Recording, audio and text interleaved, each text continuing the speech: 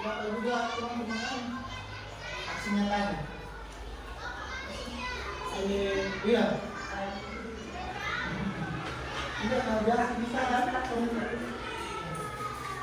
Oke, jadi ini adalah aksi nyata modul 1.4 saya di pendidikan guru penggerak, yaitu budaya positif. Ya, jadi budaya positif, apa sih budaya positif itu? Nah, akan kita bahas dan diskusikan bersama-sama pada hari ini, Bapak Ibu. Nah, jadi sebelum kita memulai, kita harus menyepakati suatu aturan dulu. Yang pertama itu menciptakan situasi yang kondusif selama kegiatan. Izin jika meninggalkan ruangan, setidak-tidaknya mengangkat tangan dulu. Kemudian menjaga kebersihan ruangan, menghargai waktu, menghargai pendapat orang lain, dan HP di silent, Bapak Ibu. Ya, jadi kegiatan kita pada hari ini akan berlangsung selama 60 menit ke depan atau 1 jam insya Allah. Ya, jadi pertama-tama Bapak Ibu dimohon untuk berdiri dan kita sama-sama menyanyikan lagu Indonesia Raya.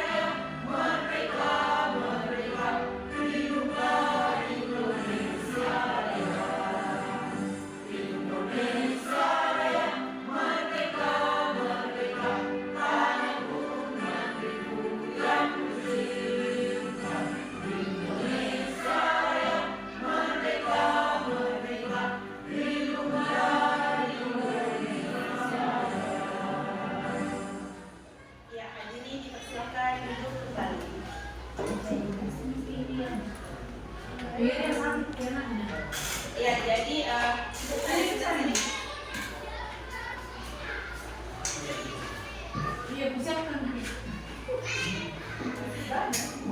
ya, jadi pertanyaan pemantiknya dulu Bapak Ibu bisa langsung dijawab secara lisan saja. Setuju atau tidak setuju? Pertanyaan pertamanya, hukuman dapat mendisiplinkan anak. Setuju atau tidak setuju? Setuju. Oke, setuju. Oke, yang kedua, pemberian hukuman dengan hal positif seperti membaca atau membersihkan halaman sekolah dapat meningkatkan kedisiplinan anak. Setuju. Oke, pertanyaan ketiga, memberi penghargaan dapat meningkatkan motivasi belajar anak. Setuju. Oke, baiklah. Berarti jawabannya dari ketiga pertanyaan di atas dan di depan ini adalah setuju ya Bapak Ibu. Nah, coba kita tilik lebih dalam apakah ini memang sesuai atau tidak.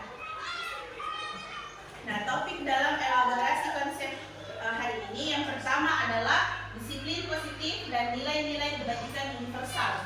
Kemudian yang kedua, teori motivasi, hukuman dan penghargaan dan restitusi.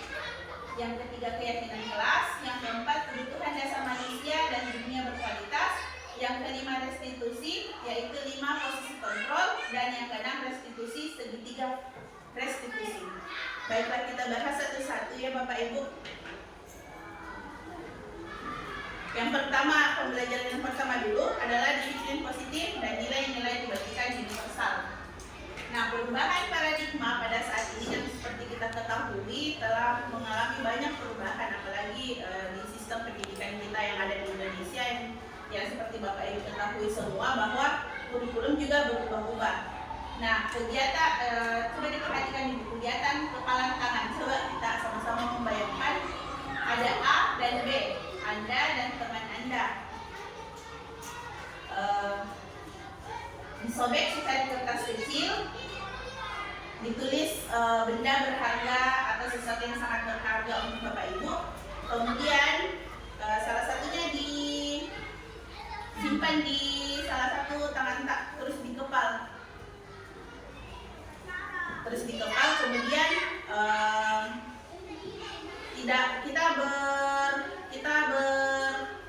berpikir bahwa hal berharga ini tidak boleh diberikan kepada siapapun, tidak boleh dilepas dengan cara apapun. Nah, teman Bapak Ibu akan mencoba dengan sekuat tenaga dengan berbagai cara untuk meminta Anda memberikan benda tersebut, meminta Bapak Ibu memberikan benda tersebut yang ada di genggamannya Bapak Ibu. Nah, kemudian caranya bisa macam-macam, bisa membujuk, bisa mengancam, menghardik, merayu, menyuap, apa saja agar dapat membuka kepala tangannya Bapak Ibu. Nah, kemudian apa yang terjadi kira-kira Bapak Ibu? Apakah berhasil di Bapak Ibu atau tidak? Apakah bisa dengan cara dirayu, dibujuk, diancam, disuap, atau bahkan dipaksa? Kira-kira apa yang terjadi Bapak Ibu kalau kepala tangan tak dipaksa untuk dibuka? Padahal ini berprinsip bahwa tidak mau diberikan kepada siapapun, tidak mau dibuka ke kepala tangan tak.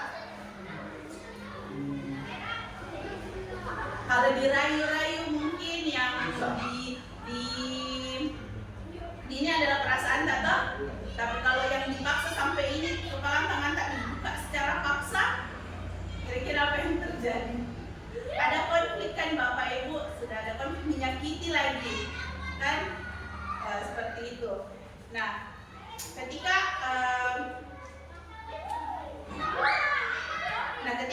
Bapak Ibu menuliskan benda atau sesuatu yang sangat berharga bagi Bapak Ibu di sekat kertas, Bapak Ibu diharuskan untuk merenungkan dan menentukan apa yang benar-benar penting dalam hidupnya Bapak Ibu.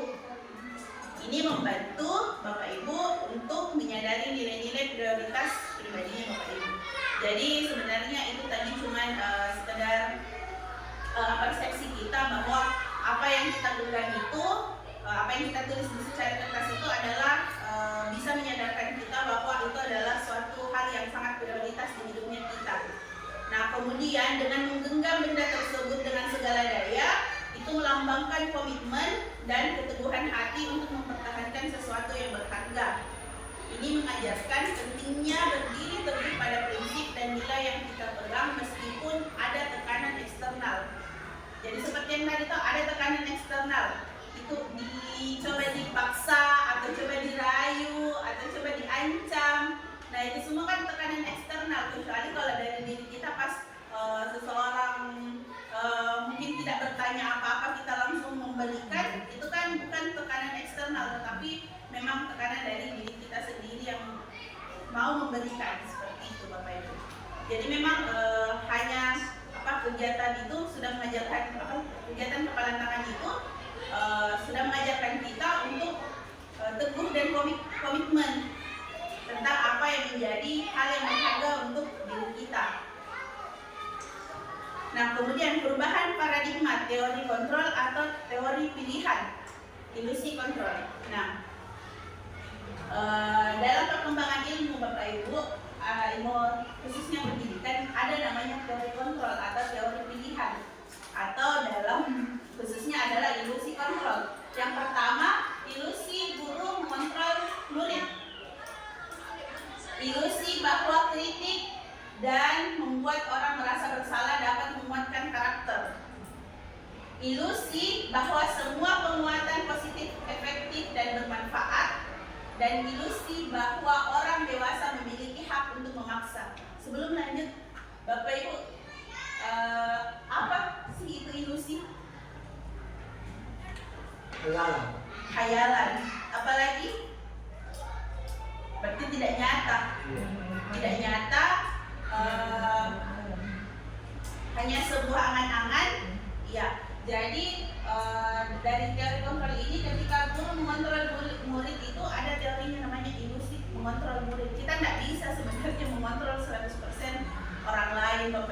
merasakan diri tak sendiri pun itu tidak 100% bisa kita kontrol.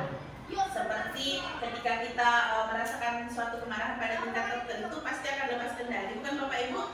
Nah, seperti itulah yang dimaksud ilusi guru mengontrol murid. Jadi guru mengontrol murid itu bisa jadi itu adalah sebuah ilusi. Kemudian kritik dan membuat orang merasa bersalah dapat menguatkan karakter, itu juga ilusi Bapak Ibu. Nanti kita akan pendalaman di slide-slide selanjutnya. Kemudian semua penguatan positif, efektif dan bermanfaat, itu juga ilusi Bapak Ibu ya.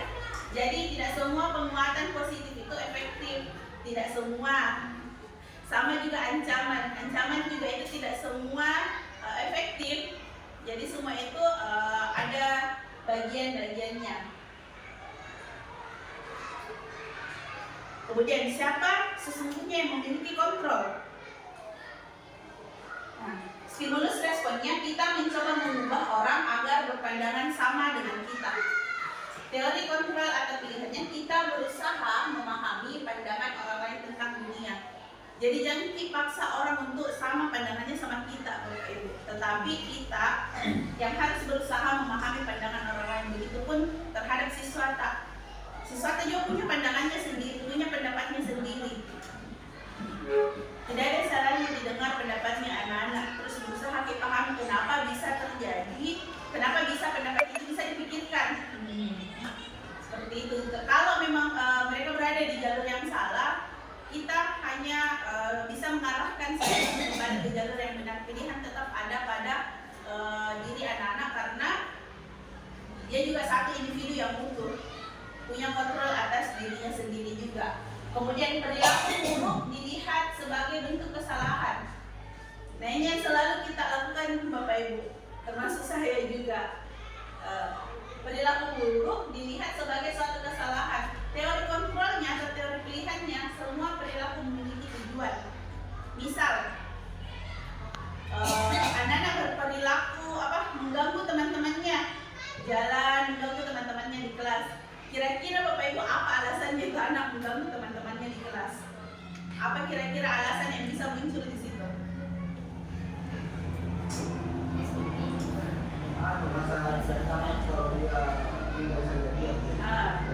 Rasa tidak nyaman kalau dia tinggal diam saja. Apalagi Bapak Ibu, kira-kira alasan apa lagi yang bisa muncul ketika ini satu anak mengganggu teman-temannya di kelas pada saat jam pelajaran?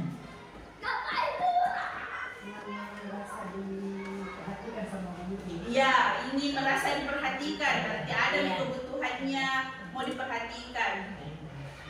Dia cari perhatian. Kemudian yang ketiga itu bosan, bisa jadi dia bosan, tinggal dia sama yang tidak bisa diambil.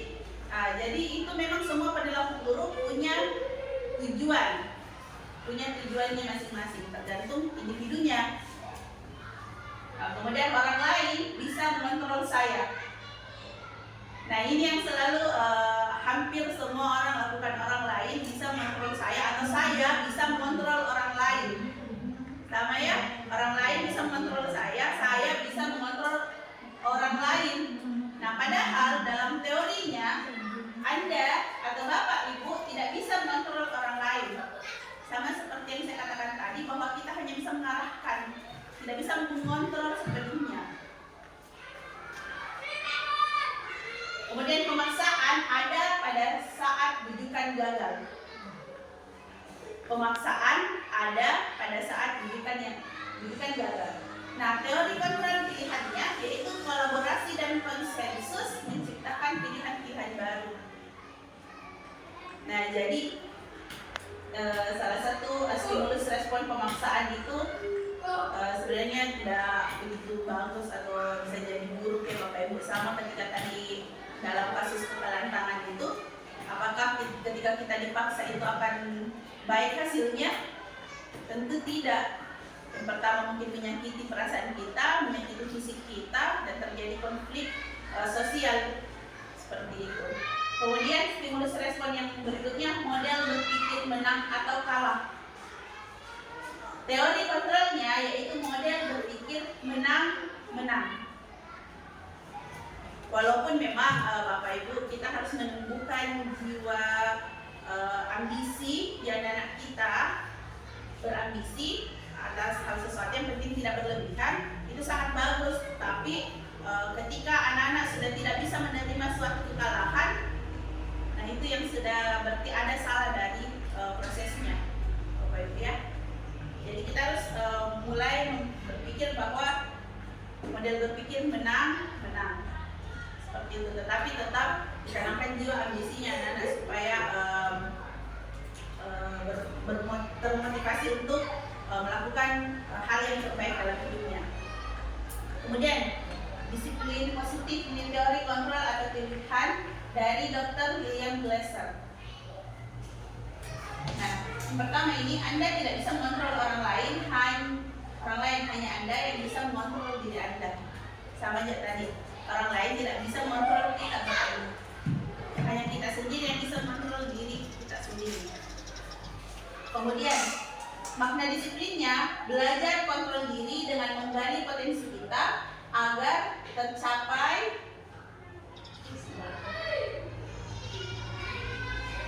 suatu tujuan yang mulia, yaitu seseorang yang kita inginkan berdasarkan nilai-nilai yang kita hargai. Ya, jadi disiplinnya itu kita ajarkan kepada anak kita untuk mengontrol dirinya untuk berbuat baik, terus berbuat baik dan menekan perilaku buruknya, sehingga nilai-nilai baik yang kita yakini itu dapat tertanam atau menjadi karakter di anak-anak kita semua. Kemudian semua perilaku memiliki tujuan. Teori motivasinya, yang pertama, satu, untuk menghindari hukuman. Biasanya kan anak-anak seperti itu, Bapak Ibu. Jangan misalnya begini deh, pokoknya saya tidak boleh harus kerja PR karena tidak mau disuruh membersihkan WC misalnya. Kan ada tujuannya, menghindari hukuman. Iya. Kemudian dari motivasi yang kedua, untuk mendapatkan imbalan. Misalnya, kalau ranking 1 Kak, nah kasih ke orang tua aku sepeda, belikan ke orang tua aku sepeda, misalnya, atau belikan ke orang tua aku HP kalau ranking 1 Kak. Nah, itu juga teori motivasi, tiga motivasinya. Nah, ini motivasi ekstrinsik, jadi berasal dari luar, bukan dari dirinya. Kemudian yang ketiga, untuk menghargai diri sendiri. Jadi ada juga orang atau anak yang memang belajar untuk menghargai dirinya, dia mau mencapai sesuatu atas kemauan dirinya sendiri. Kemudian nilai-nilai kebajikan universal dan menjadi keyakinan keras. Nah, ini adalah motivasi intrinsik, yaitu berasal dari dirinya. Kemudian model berpikir menang-menang dan kolaborasi dan konsensus menciptakan pilihan baru. Nah, ini ada 5 posisi kontrol, Bapak Ibu. Nah, ini nanti akan kita bahas juga. Yang pertama itu 1 sebagai penghukum, 2 sebagai pembuat rasa bersalah. Jadi maksudnya ini 5 posisi kontrolnya guru ya, Bapak Ibu ya. Nah, kemudian yang ketiga teman, keempat pemantau, dan yang kelima manajer. Nah, kemudian dari kelima ini posisi kontrolnya terbit segitiga restitusi. Nah, segitiga restitusi ini ada 3 tahapan. Yang pertama itu menstabilkan identitas, kedua validasi kebutuhan, yang ketiga menanyakan keyakinan, kembali ke keyakinan kelas. Nah, seperti ini nanti modelnya ketika kita ingin menyelesaikan satu konflik yang terjadi di kelas atau masalah yang ada di kelas. Kemudian realitas atau kebutuhan kita berbeda. Kita berusaha memahami pandangan orang lain tentang dunia. Setiap orang memiliki gambaran berbeda. Nah, karena setiap orang memiliki gambaran yang berbeda, kebutuhan yang berbeda, maka ada juga teorinya 5 kebutuhan dasar manusia. Sebentar juga akan kita bahas, Bapak Ibu. Nah, bertahan hidup, penguasaan, kasih sayang, rasa diterima, kesenangan, dan kebebasan. Nah, itu adalah 5 kebutuhan dasar manusia. Sebentar kita akan perjelas lagi. Nah, apakah makna disiplin itu? Jadi disiplin itu berasal dari bahasa Latin disciplina, yang artinya belajar. Ternyata artinya disiplin selama ini adalah belajar, bukan taat pada aturan. Selama ini kan kita memahami disiplin itu taat aturan, sesuai aturan, toh Bapak Ibu? Ternyata disiplin itu awalnya adalah belajar. Jadi makna asal dari kata ini berkonotasi dengan disiplin diri dari murid-murid Sokrates dan Plato. Ini awal mulanya kata disiplinnya Bapak Ibu ya. Kemudian disiplin diri membuat orang menggali potensinya menuju sebuah tujuan atau apa yang dihargai. Namun dalam budaya kita, makna kata disiplin telah berubah menjadi sesuatu yang dilakukan seseorang pada orang lain untuk mendapatkan kepatuhan. Kecenderungan umum adalah menghubungkan kata disiplin dengan ketidaknyamanan, bukan dengan apa yang kita hargai atau pencapaian suatu tujuan mulia. Jadi Bapak Ibu, dari kita tahu makna kata disiplin, ternyata belajar, dan yang apa kita pahami itu bahwa disiplin itu untuk membuat anak-anak patuh pada aturan toh. Tetapi dia ini aturannya kayak anak-anak patuh pada aturan tetapi tidak merasa nyaman dengan aturan itu. Makanya sekarang dibuatlah yang namanya kesepakatan kelas, supaya kita bersepakat sama anak-anak yang di kelas apa saja yang boleh dan tidak boleh dilakukan di kelas ataupun di sekolah. Tetapi kalau di sekolah artinya kesepakatan sekolah. Nah, kalau ini yang lebih lingkup, lebih kecilnya yang sangat bisa kita jangkau sebagai guru adalah kesepakatan kelas. Jadi bentuknya kelas. Jadi bisa mungkin Bapak Ibu kita mulai sedikit demi sedikit untuk merubah pola pikir kita bahwa disiplin itu artinya belajar. Jadi harus dihadirkan rasa nyaman untuk bisa anak-anak tanpa dipaksa untuk patuh terhadap aturan akan sendirinya menjadi patuh karena sudah menjadi karakter dalam dirinya. Seperti itu Bapak Ibu. Kemudian nilai-nilai kebajikan universal. Kenapa universal? Memang kita di sini mayoritas Muslim. Tetapi apakah ini nanti anak-anak kita yang ada di sekolah ini hanya hidup di sekitaran sini yang mayoritasnya Muslim? Pasti ada yang merantau, ada yang keluar daerah, bahkan mungkin nanti keluar negeri. Apakah tempat yang mereka tuju nanti semuanya Muslim juga Bapak Ibu? Tidak? Iya, tidak. Makanya disiplin positif ini menganut nilai-nilai kebajikan universal. Tetapi kita sebagai seorang Muslim juga pasti memilah yang mana yang sesuai dengan agamanya kita. Tidak ada masalah itu supaya nilai-nilai agama kita tetap tertanam pada diri anak-anak kita dengan baik, menjadi karakter yang baik juga. Saya rasa tidak ada agama yang mengajarkan hal-hal yang tidak baik, semua baik. Oke, nilai-nilai kebajikan adalah sifat-sifat positif manusia yang merupakan tujuan mulia yang ingin dicapai setiap individu. Nilai-nilai tersebut bersifat universal dan lintas bahasa, suku bangsa, agama maupun latar belakang. Nah, setiap perilaku atau perbuatan memiliki suatu tujuan. Nah, kata-kata inilah, definisi inilah yang dikemukakan oleh Dr. William Glasser pada teori kontrol. Jadi ini teorinya Bapak Ibu sudah dari tahun 1984, bukan baru-baru sebenarnya, dari lama sekali nih. Kemudian dengan menaikkan nilai-nilai kebajikan yang diyakini seseorang, maka motivasi intrinsiknya akan terbangun sehingga menggerakkan motivasi dari dalam untuk dapat mencapai tujuan mulia yang diinginkan. Nah, ini dikutip dari Ian Gossen pada tahun 1998.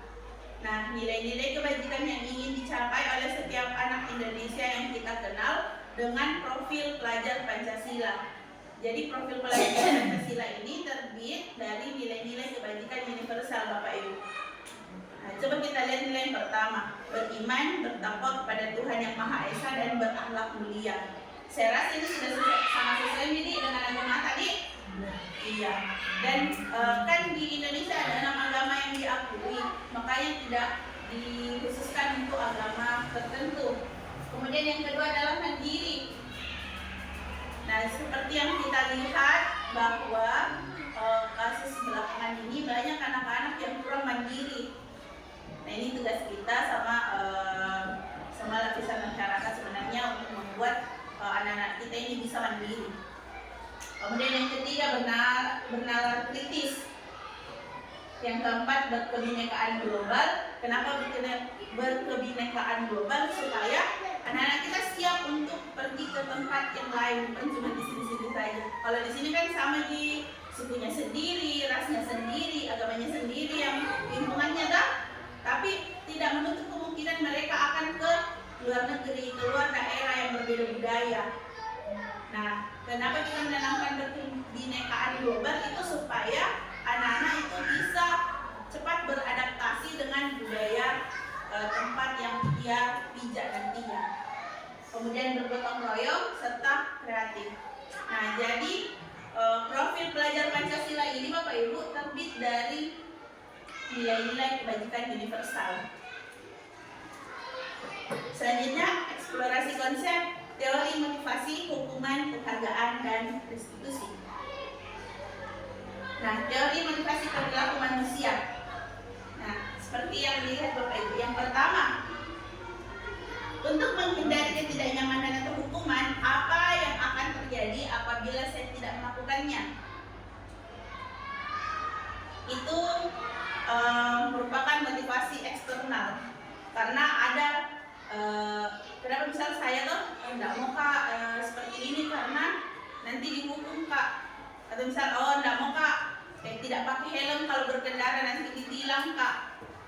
Kan seperti itu tuh Bapak Ibu. Nah, itu salah satu motivasi eksternal. Kemudian yang kedua, untuk mendapatkan imbalan dari orang lain atau institusi. Apa yang akan saya dapatkan apabila saya melakukannya? Nah, sama gini Bu, motivasi eksternal juga. Kalau misalnya kayak anak-anak tuh mau di ranking 1 supaya dapat ki HP atau dapat ki sepeda atau dapat ki mungkin mau dibawa liburan jalan-jalan. Nah, itu motivasi eksternal karena itu yang mau dituju, bukan untuk dirinya sendiri, secara pure untuk dirinya sendiri. Kemudian yang ketiga, untuk menghargai diri sendiri, saya akan menjadi orang yang seperti apa bila saya melakukannya. Motivasi internal. Nah, ini yang mau kita tuju, motivasi internal. Tujuan disiplin positif. Misalnya, saya bawa motor itu harus pakai helm karena saya menghargai diri saya tidak mau terluka, saya mau meminimalisir luka ketika saya kecelakaan nantinya. Misalnya seperti itu kan motivasi dari diri sendiri, bukan tidak mau diri kita terluka berat. Jadi itu motivasi yang timbul dari diri kita. Misalnya juga saya belajar mati-matian karena saya mau mencapai cita-cita saya menjadi seorang pilot, seorang guru, seorang dokter. Itu kan motivasi internal Bapak Ibu. Tidak ada yang suruh kita. Nah, itu juga yang diinginkan anak-anak aja seperti itu. Ketika sudah tercipta motivasi intrinsiknya atau internalnya, maka sifat mandirinya juga akan muncul. Itu 5 profil pelajar Pancasila itu. Bernalar kritisnya, mandirinya, kreatifnya itu muncul dengan sendirinya ketika memang ada motivasi internalnya atau intrinsiknya dari diri sendiri. Kemudian merdeka menurut Ki Hajar Dewantara Arab. Merdeka itu artinya tidak hanya terlepas dari perintah, akan tetapi juga cakap buat memerintah diri sendiri. Nah, inilah yang salah satu menjadi dasar kurikulum nasional sekarang ini, atau yang lebih mungkin kita kenal kurikulum merdeka. Jadi dengan kurikulum nasional ini kita diharapkan buat anak-anak punya kontrol terhadap dirinya sendiri. Makanya itu dikatakan merdeka. Dan tidak susah, insya Allah tidak susah. Insya Allah tidak susah. Ya memang akan sulit di awal, tetapi kita ketika sudah terbiasa, ketika pola pikirnya sudah terbentuk, ekosistemnya terbentuk, maka akan lebih mudah Bapak Ibu.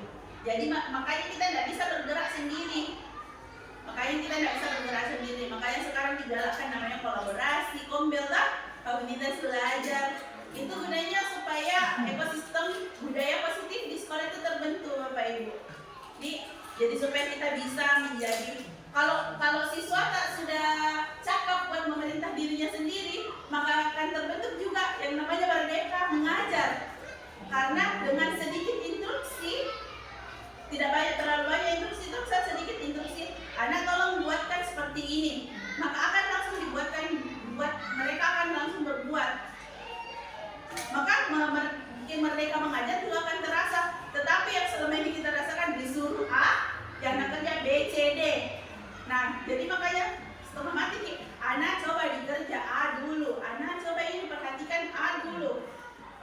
rumusnya B, C, D, E, F, G itu, Bapak Ibu. Nah itu sebenarnya gunanya Kombel, di situ kita sharing, membahas masalah-masalah yang terjadi di kelas dan mencari solusinya bersama. Seperti itu sebenarnya. Itu gunanya kita berkolaborasi Bapak Ibu. Kemudian ada juga teori dalam musik kontrol itu dihukum oleh penghargaan. Nah, bagaimana itu maksudnya? Penghargaan itu kayak menghukum. Nah, bahwa penghargaan berlaku sama dengan hukuman. Jadi penghargaan itu berlaku sama dengan hukuman, Bapak Ibu. Dalam arti meminta atau membujuk seseorang melakukan sesuatu untuk memenuhi suatu tujuan tertentu dari orang yang meminta atau membujuk. Dan dorongan eksternal dan akan ada faktor ketergantungan. Beberapa dampak dari pemberian penghargaan Alfred Kohn pada tahun 1993. Nah, jadi penghargaan itu sebenarnya sama juga dengan hukuman Bapak Ibu. Ketika dilakukan secara masif, aktif, maksudnya aktif toh, salah satu dampaknya itu pengaruh jangka pendek dan ada juga pengaruh jangka panjangnya. Pengaruh jangka pendeknya itu paling di sekitar kita itu anak-anak tidak mau mengerjakan sesuatu kalau tidak ada imbalannya. Bisa itu dulu beli ini nanti aku kasih uang. Tapi ketika tidak dikasih imbalan, mau enggak ini anak? Kira-kira mau enggak? Nah itu kan salah satu penghargaan. Jangka panjangnya apa? Ketika nanti dewasa maka akan timbul rasa malas terus menerus, kurang motivasi bekerja karena tidak ada imbalan. Bahkan sekarang sudah mulai terasa Bapak Ibu. Anak-anak Gen Z itu yang bekerja banyak yang menolak pekerjaan dengan alasan merasa kurang gajinya. Padahal seperti kita tahu bahwa pekerjaan sekarang sangat sulit didapatkan. Tetapi anak-anak Gen Z ini merasa gajinya kurang sehingga tidak mau bekerja. Dampaknya apa? Angka pengangguran di Indonesia meningkat tinggi. Nah, kita maunya anak-anak kita nanti tidak berperilaku seperti itu. Nah, kemudian yang kedua, penghargaan itu menghukum. Penghargaan menghukum. Ketika penghargaan ini secara aktif, ini sama juga dengan hukuman kalau dilakukan secara terus-menerus, secara berkala. Nah, kemudian penghargaan mengurangi ketepatan. Dampak yang keempat, penghargaan tidak efektif dan penghargaan merusak hubungan. Sama juga Bapak Ibu tadi, ketika anak-anak disuruh begini, begitu, terus tidak ada imbalannya atau penghargaannya, mereka tidak mau melakukan. Kira-kira kita misalnya sebagai orang tua kesal atau tidak Bapak Ibu? Kesal gitu, pasti jengkel. Nah, ini bisa merusak hubungan, itu yang dimaksud. Jadi jangan sampai penghargaan itu, kita mau jangan sampai penghargaan itu menghukum anak-anak. Kemudian salah satunya juga penghargaan menurunkan kualitas, penghargaan mematikan kreativitas, dan penghargaan mengurangi motivasi intrinsik. Kenapa? Karena anak-anak lebih berfokus pada hasil bukan proses. Padahal yang kita mau adalah prosesnya baik. Hasil nanti di belakang, apakah memang hasilnya baik atau tidak. Tetapi prosesnya ini yang harus baik, yang harus matang. Baik. Jadi memang perlu usaha yang sangat luar biasa dari kita, orang tua, kemudian juga masyarakat, memang untuk menciptakan suatu ekosistem budaya positif yang baik bagi lingkungan anak-anak kita. Memang tidak mudah dan tidak singkat. Tidak bisa singkat Bapak Ibu. Namanya budaya itu tidak singkat waktunya. Tidak singkat, apalagi sekarang banyak sekali pengaruh dari luar juga. Kemudian bentuk program kebajikan atau apresiasi. Dalam memberikan apresiasi atau pengakuan perlu diingat beberapa hal. Yang pertama, beri pengakuan secara khusus. Yang kedua, beri pengakuan secara pribadi. Yang ketiga, memberi pengakuan kepada semua murid bergantian. Jadi jangan cuma misal, oh ini anak misalnya kalau Bapak Ibu oh ini anak pintar matematika, tapi mungkin agak kurang yang lain. Akhirnya tertutup ini kekurangannya karena pintar matematika. Jadi Bapak Ibu, ada juga anak bakatnya ada di olahraga, ada anak bakatnya di agama, ada anak bakatnya di seni. Tetap diberikan, tetap dituntut untuk harus bisa ini. Sekedar bisa, tetapi kalau bisa dikembangkan ini yang sangat damisai, sangat diminati, akan lebih baik lagi. Ada anak juga yang bakatnya memang di skill hidup, tidak terlalu ini pelajaran tapi skill hidupnya bagus. Ada anak-anak juga yang adabnya bagus tapi mungkin akademinya kurang. Diapresiasi semua, Bapak Ibu. Ini anak rajin sekali, coba beri tepuk tangan. Ini anak tadi tidak pernah terlambat datang. Ini anak hampir tidak pernah ada ketidakhadirannya di kelas. Jadi semua diberikan apresiasi secara bergantian. Jadi keempat, beri pengakuan secara konsisten. Jadi memang harus dikonsisten Bapak Ibu. Kemudian fokus pada proses. Seperti yang saya katakan tadi bahwa fokus tak harus proses supaya karakternya itu bisa terbentuk. Kalau hasil bisa jadi mereka mendapatkan hasilnya dengan perilaku yang curang. Atau Bapak Ibu bisa menyentek, bisa apa dan sebagainya. Karena fokusnya mereka tadi sama kan teori penghargaan dalam hukum. Karena fokusnya pada hasil, maka tidak dipikirkan di prosesnya. Maunya saja hasilnya saja yang bagus, tidak mau di prosesnya. Padahal yang kita mau itu adalah prosesnya itu yang kuat, proses yang kuat. Kemudian contoh pengakuan apresiasi atau kebaikannya. Saya pembukanya. Kemarin saya perhatikan misal apa begitu, terus nilai kebajikannya rasa empatimu besar sekali. Situasinya pada saat menolong murid baru di kelas atau pada saat menolong adik-adiknya atau kakak kelasnya di luar. Tidak apa-apa dibahas di kelas. Kemudian pembukanya, saya menghargai kepedulianmu pada saat kamu membantu teman-temanmu di tugas kelompok. Karena ada biasa anak-anak begitu, saat jam waktu sekali adanya tidak main. Nah itu juga perlu dibentuk nilai kesamaannya anak sebagai kelompok. Kemudian terima kasih untuk rasa tanggung jawabmu pada saat kamu memungut kertas-kertas yang berserakan di lantai tanpa disuruh. Jadi tanpa ada suruh gitu. Jadi itu diapresiasi gitu. Karena memang itu berasal dari intrinsiknya anak-anak. Jadi ketika kita mengapresiasi hal-hal seperti ini, anak-anak itu berpikir, ini ibu perhatikan Pak, ini bapak perhatikan Pak. Jadi kebutuhan diperhatikannya itu atau merasa disayangi, merasa diterima itu terpenuhi. Bisa jadi mungkin di rumahnya tidak terpenuhi, di sekolah baru terpenuhi.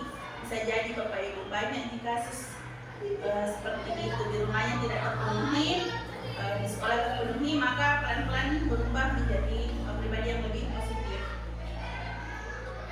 Nah, coba Bapak Ibu kita catat-catat di tadi di kertas tak. Ini hukuman, ini termasuk hukuman atau konsekuensi. Anda ada jawabannya di sebelah. Mencatat 100 kali dalam buku kalimat saya tidak akan terlambat lagi karena terlambat di sekolah. Apakah ini hukuman atau konsekuensi? Tulis-tulis dulu Bapak Ibu. Tulis-tulis dulu, kira-kira ini sesuai tidak sama pengalaman tak?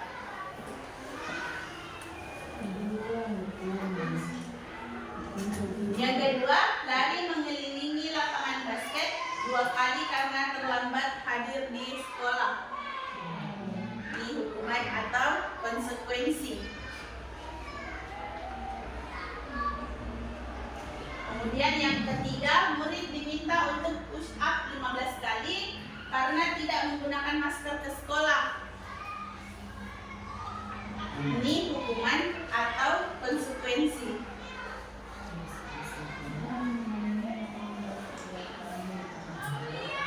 Kemudian yang keempat, menggantikan kertas tugas teman yang telah dicoret-coret. Ini hukuman atau konsekuensi.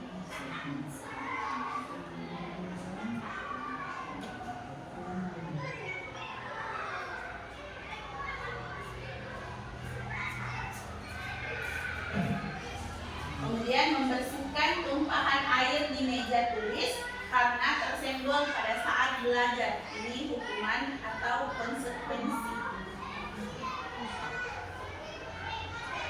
Kemudian murid disuruh untuk mengenakan sepatu seharian di sekolah karena tidak mengenakan. Salah kita. Murid disuruh untuk tidak mengenakan sepatu seharian di sekolah karena tidak mengenakan sepatu hitam. Ini termasuk hukuman atau konsekuensi. Dan yang terakhir, lari mengelilingi lapangan basket 2 kali karena terlambat 10 menit untuk pelajaran PJOK. Ini hukuman atau konsekuensi.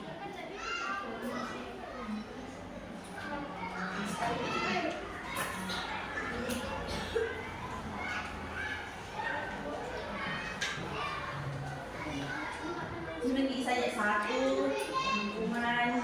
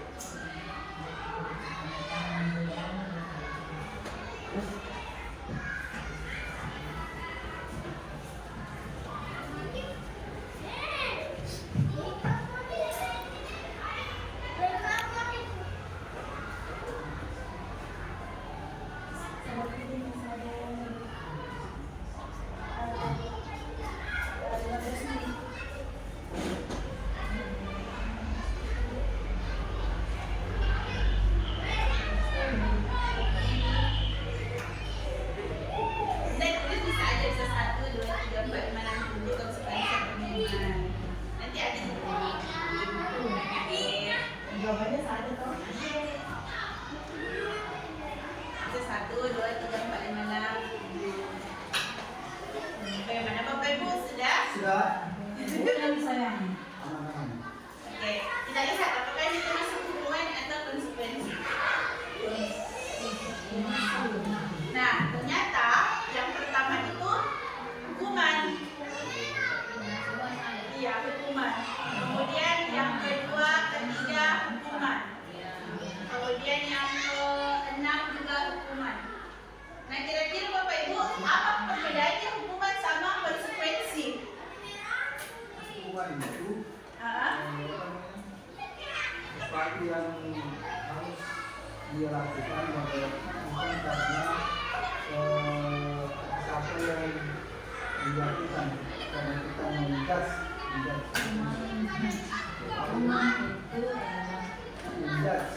kalau konsekuensi Kalau konsekuensi, dia harus jalan itu sebagai bentuk tanggung jawab. ya betul ya.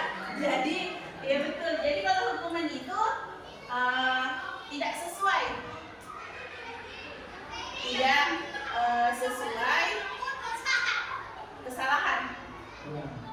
kesalahan. Betul? Tidak sesuai kesalahan. Tetapi konsekuensi itu bentuk tanggung jawab atas kesalahan. Sederhananya, hukuman itu tidak ada korelasinya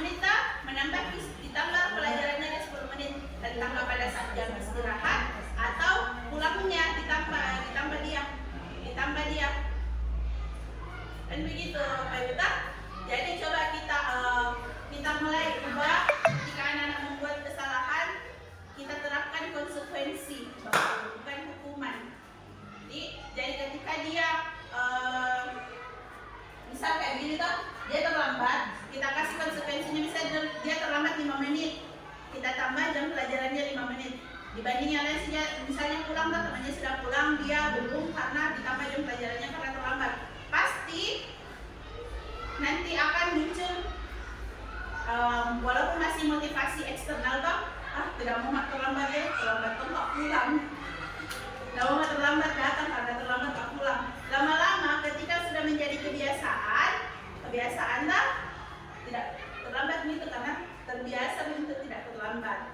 Nah, kita lanjut Bapak Ibu. Nah, ini perbedaan hukuman dan konsekuensi. Nah, hukuman sesuatu yang menyakitkan harus terjadi. Kalau konsekuensi sesuatu yang harus terjadi, mau itu menyakitkan ataupun tidak. Yang kedua, membuat anak sakit fisik maupun hati untuk jangka waktu yang lama. Konsekuensi itu membuat anak merasa tidak nyaman dalam jangka waktu pendek.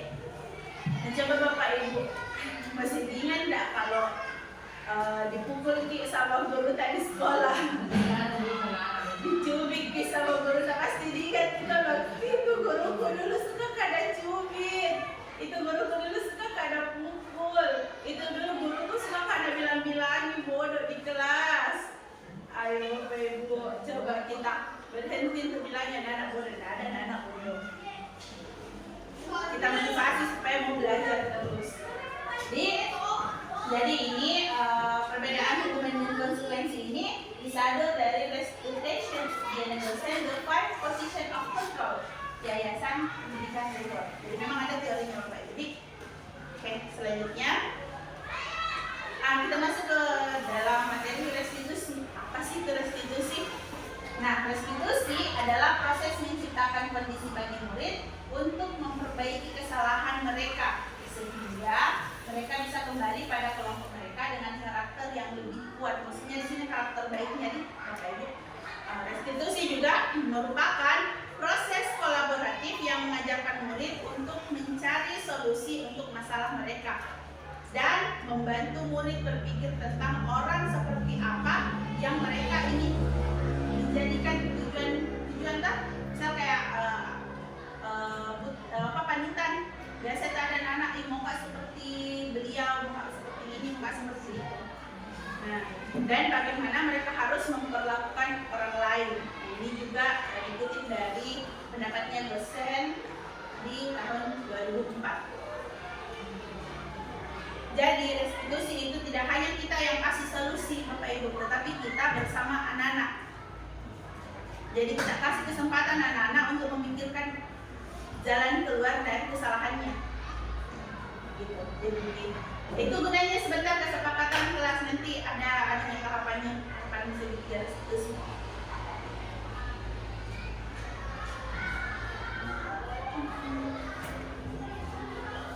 Enak, oke. Ini hukuman, tadi toh. Ini hukumannya, ini konsekuensinya, ini restitusinya. Kita lihat hukumannya. Kalau hukuman kan sesuatu yang menyakitkan. Kalau konsekuensi harus sesuatu yang harus terjadi. Nah, restitusi merupakan pilihan. Kalau restitusi itu memang pilihan. Nanti anak-anak memilih jalan yang mana yang mau nak tuju. Nah, itu restitusi. Kemudian kalau hukuman itu tidak nyaman untuk jangka panjang. Kalau konsekuensi tidak nyaman dalam jangka waktu yang pendek, kan sebentar itu, setelah itu tidak lagi gugur dirasa tidak nyamannya. Nah, restitusinya menguatkan untuk murid atau anak dalam jangka waktu yang panjang.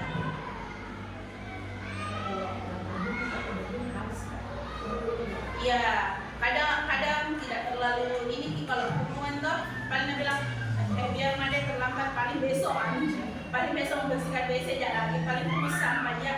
Jadi jangan mari kita ubah itu pola pikir bahwa membersihkan, menjaga kebersihan, bersihkan WC, bersihkan halaman, bersihkan kelas itu sebagai hukuman.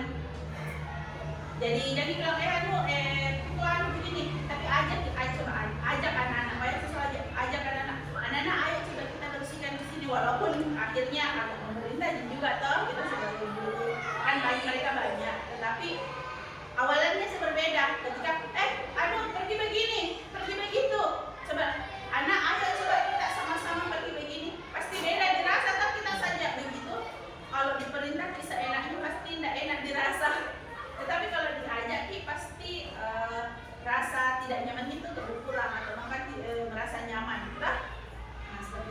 Kemudian perilaku pasif agresif meningkat kalau hukumannya memang begitu. Saya perhatikan dulu seperti itu Bapak Ibu.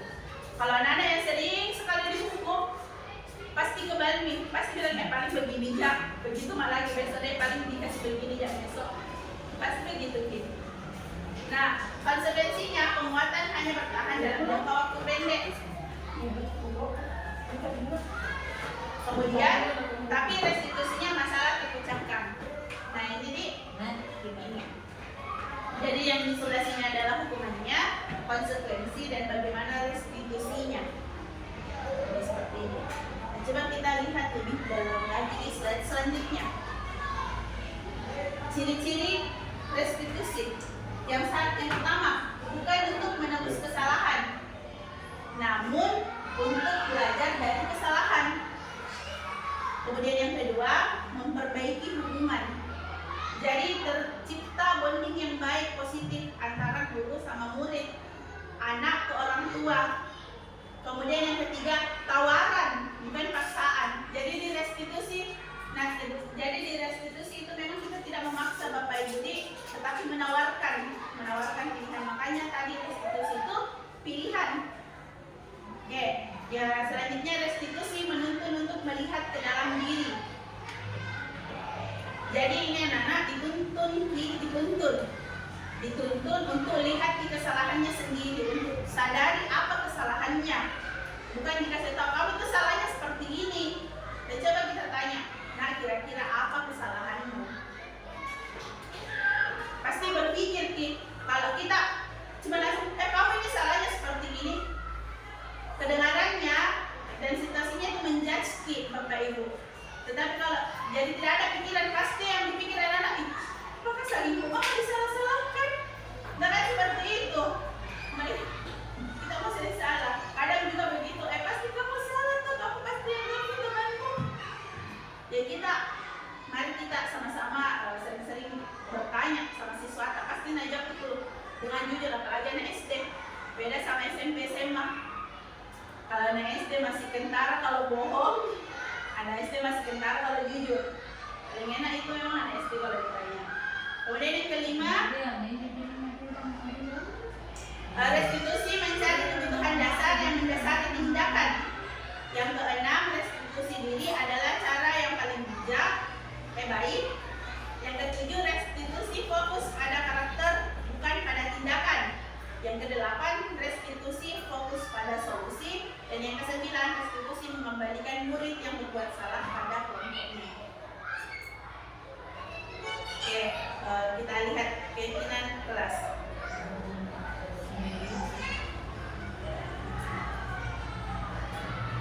Nah ini Bapak Ibu, mengapa tidak peraturan saja? Mengapa harus keyakinan kelas?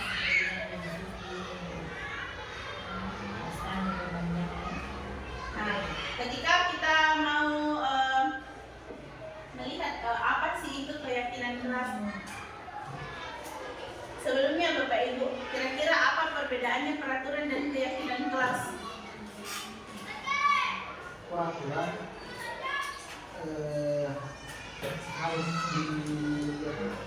harus dijalankan. Kalau keyakinan kita anak-anak perlu merasakan sesuatu yang memang benar, maka bisa dia kerjakan selama dia yakin. Oh ya, kalau peraturan harus dikerjakan, kalau keyakinan meyakini bahwa sesuatu itu benar. Oke, kalau yang lain, ibu-ibunya, apa itu perbedaannya keyakinan kelas dengan peraturan? Keyakinan kelas dengan peraturan kelas misalnya. Kan dulu tuh ada biasa tuh ditempel dulu tuh waktu kata SPK apa peraturan kelas. Gitu. Ini keyakinan. Jadi apa perbedaannya peraturan sama keyakinan kelas? Apa kira-kira itu?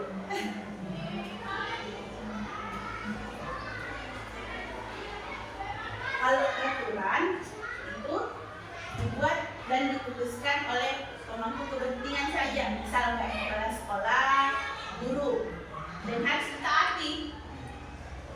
Nah, itu peraturan. Kalau dia keyakinan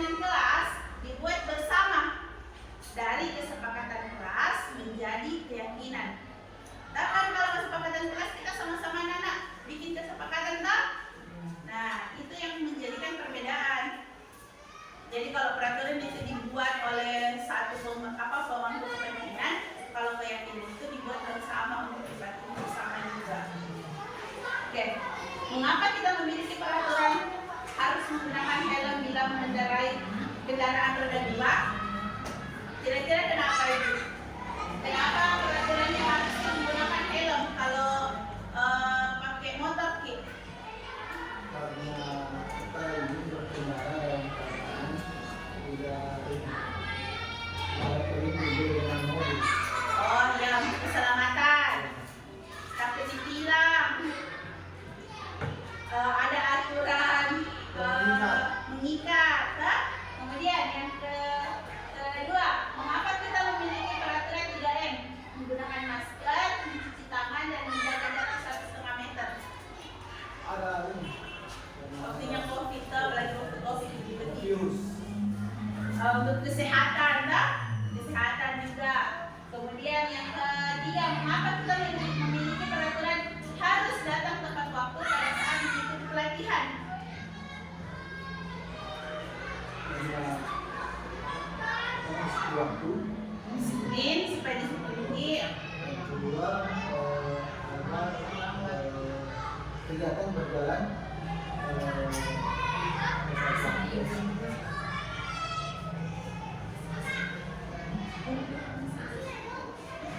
Cara demokrasi berkembang dari segala macam saya tidak mencari untuk kita hidup.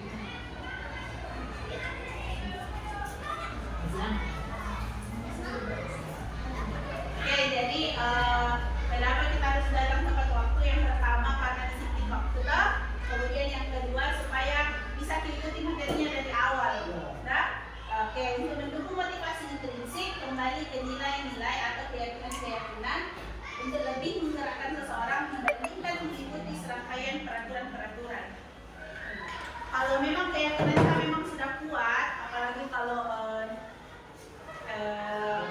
nilai-nilai agama kita itu sudah tertancap dalam diri kita, pasti insya Allah itu keyakinan nilai-nilai kebajikan universal juga akan gampang kita ikuti, bahkan tanpa kita sadari kita sudah lakukan.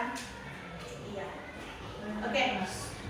Jadi budaya positif dari yang terkecil supaya bisa seperti yang saya katakan tadi bahwa budaya positif itu lingkupnya besar, luas, harus dilakukan oleh banyak pihak dan tidak memakan waktu yang sedikit. Yang pertama itu dari peraturan kelas dulu, harus memang konsisten untuk menerapkan peraturan kelas atau kesepakatan kelas. Dari peraturan kelas menjadi kesepakatan kelas, menjadi keyakinan kelas. Ketika semua kelas 1 sampai 6 itu menjalankan dengan baik keyakinan kelas ini, maka tercipta lingkungan positif. Dan ketika tercipta lingkungan yang positif, maka akan tercipta budaya positif. Jadi memang untuk mencapai budaya positif ini memang sangat besar tantangannya, tetapi saya rasa bisa bersama-sama semua hadapi. Kalau bersama-sama memang tidak bisa sendiri, harus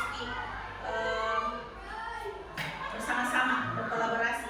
Nah, kemudian yang mana yang merupakan keyakinan kelas? Apa yang bisa diperhatikan?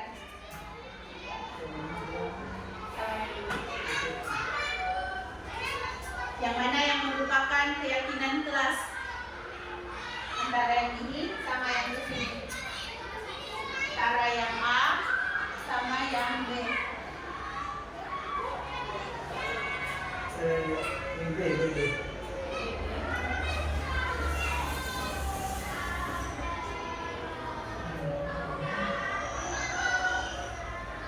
Yang mana yang keyakinan kelas? Keyakinan kelas. Sama-sama tak kesepakatan kelas judulnya, tapi yang mana kira-kira yang menjadi keyakinan kelas? B.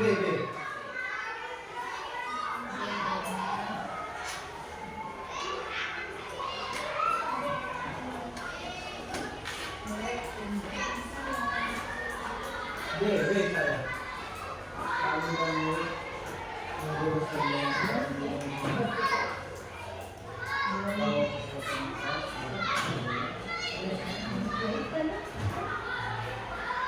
Dimana kira-kira yang merupakan keyakinan kelas? B. Kalau A itu aturan. Oh, kalau yang A lebih ke peraturan nih? Iya. Iya betul. Jadi ada nilai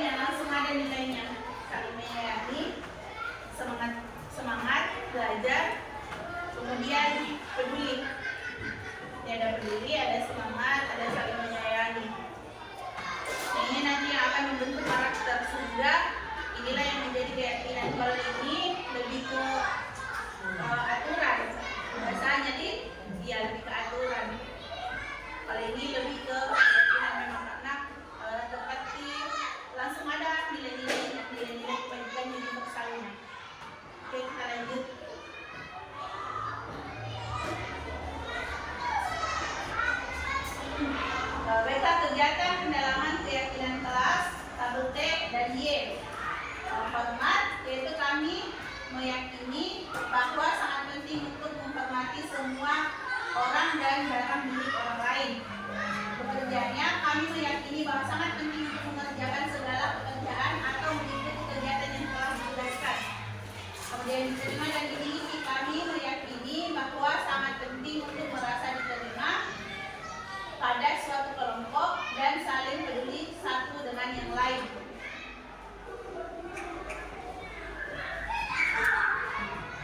Nah, seperti ini tabel T dan Y dalam kegiatan pendalaman keyakinan kelas. Jadi misal seperti ini, ada tampak seperti, ada tampak tidak sepertinya, pekerjaannya juga seperti itu dan diterimanya juga seperti itu. Jadi ini makanya ini Y, ini T. Ini taruhnya di tabel Y, ini tabel T. Nah, seperti contohnya seperti ini. Hormat. Saat terdengar satu orang berbicara, yuk saya bantu atau kita bisa selesaikan ini bersama. Perilakunya tersenyum ramah, misal kayak yuk saya bantu, terus perilakunya tersenyum ramah atau memberikan salam hormat berjalan tangan begitu. Yang terlihatnya di sini nilainya yang di sini Bapak Ibu. Di sini berempati terhadap perasaan orang lain atau misal kayak ini yuk saya bantu, perilakunya tersenyum ramah, nilainya empati terhadap orang lain. Iya, jadi kalau ini tabel Y-nya, kalau tabel T-nya seperti ini, misal tampaknya seperti datang tepat waktu, tetapi tidak tampaknya sering hadir terlambat. Jadi di sini yang kayak kata-kata positifnya, di sini yang tidak seperti itu yang berkonotasi negatifnya. Kemudian selanjutnya, nah ini peraturannya, misal selalu kembalikan buku ke tempatnya. Bisa diubah menjadi keyakinan kelas tanggung jawab. Tanggung jawab kan luas, bisa kembalikan buku ke tempatnya, melaksanakan piket sesuai jadwalnya. Nah, Bapak Ibu itu kan tanggung jawab. Kemudian dilarang mengganggu orang lain. Keyakinan kelasnya kita ubah menjadi menghormati orang lain. Kemudian hadir di sekolah 15 menit sebelum pembelajaran dimulai, menghormati orang lain atau berkomitmen. Ini bisa sesuatunya berkomitmen atau menghormati orang lain kalau konteksnya. Kemudian dilarang melakukan kekerasan, keselamatan atau menghormati orang lain. Kemudian dilarang menggunakan narkoba di kesehatan. Kemudian bergantian atau menunggu giliran, kata-kata keyakinan kelasnya menghormati orang lain atau bersabar. Kan kalau antri itu menghormati orang lain, kalau ini sudah menjadi budaya, maka dimanapun mereka berada nanti akan antri terus, gak bakal bisa membuat antriannya orang. Kemudian gunakan masker, ini kesehatan atau keselamatan. Jadi kalau misalnya ada anak wanita pilek, apalagi sampai bersin-bersin batu-batu, tolong suruh pakai masker. Karena jangan sampai nanti lari, pasti ada temannya sampingnya yang sistem imunnya lagi turun, lagi. Nah, kemudian jangan berlari di kelas atau koridor, itu keselamatan dan keamanan. Oke, selanjutnya kebutuhan dasar manusia.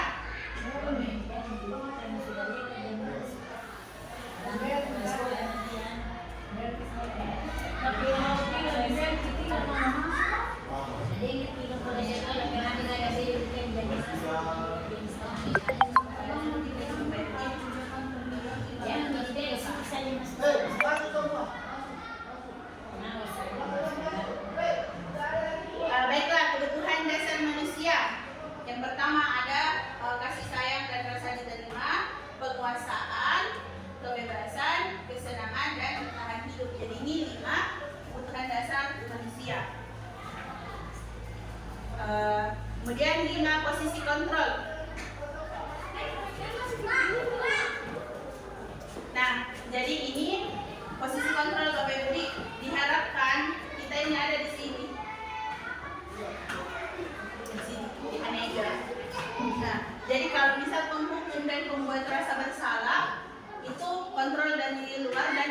identitasnya Nana sebagai suatu individu yang begitu gagal, merasa gagal. Kemudian yang identitas berhasil atau sukses, kontrol dari luar juga, yaitu sebagai teman dan sebagai pemantau. Nah, kalau yang identitas berhasil atau suksesnya dikontrol diri, itu menghargai diri sendiri, yaitu kontrol manager. Jadi ini dapat menguatkan pribadi, kemudian dapat juga menjadi evaluasi diri. Ini bisa digunakan baik untuk murid maupun orang dewasa. Nah, coba diperhatikan Bapak Ibu pernyataan-pernyataannya. Saya kecewa sekali dengan kamu. Nah, ini adalah posisi kontrol membuat orang merasa bersalah. Kalau kamu tidak pernah benar melakukannya, ini penghukum karena langsung dijudge. Ini kalau ayolah lakukan demi ibu atau bapak. Nah, ini teman. Kan biasa begitu kita sama teman tak? Ayo nih demi saya. Kan biasa begitu tak? Dulu. Nah, itu teman. Apakah kamu mau mendapatkan stiker bintang hari ini? Nah, kan banyak biasa bertebaran itu di internet nih Bapak Ibu. Kalau berhasil dan Nana dikasih stiker bintang nanti dipajang begitu. Supaya itu juga salah satu motivasi. Nah, ini pemantau. Karena dipantau kita berhasil atau tidak. Nah, kalau manajer ini bagaimana kamu bisa menyelesaikan masalah ini? Seperti yang saya katakan tadi bahwa restitusi itu kita membuat pilihan, diajak anak berpikir untuk cari solusi dari kesalahannya. Nah, kamu selalu yang paling terakhir, ini penghukum. Kemudian peraturan pemantau, konsekuensi atau hadiah. Jadi tidak selamanya pemantau itu hadiah bisa juga konsekuensi atau nilai-nilai manajer yang memperbaikinya. Misal, kalau kamu tidak, selanjutnya toh saya akan. Nah, ini apa yang kamu yakini? Bagaimana memperbaiki masalah ini? Nah, itu kalau posisi kita adalah manajer. Nah, kalau ini diberikan konsekuensi untuk membuat tidak nyaman, nah nilai-nilai manajer memperbaikinya, giat berdua mendapatkan apa yang kita butuhkan. Kemudian segitiga restitusi. Nah, ini seperti yang saya katakan tadi. Jadi dimulai dari menstabilkan identitas, kemudian validasi kebutuhan, kemudian menanyakan keyakinan. Nah, menstabilkan identitas ini ketika misalnya ada masalah yang dibuat anak-anak atau anak murid kita, menstabilkan identitas ini bisa kita mulai dengan pertanyaan atau pernyataan setiap orang pasti pernah melakukan kesalahan. Kemudian ada lagi ditambahkan kalimat apa yang motivasi. Kemudian kamu bukan satu-satunya yang pernah melakukan ini, bisa kesalahan apa seperti itu. Kemudian di validasi kebutuhannya,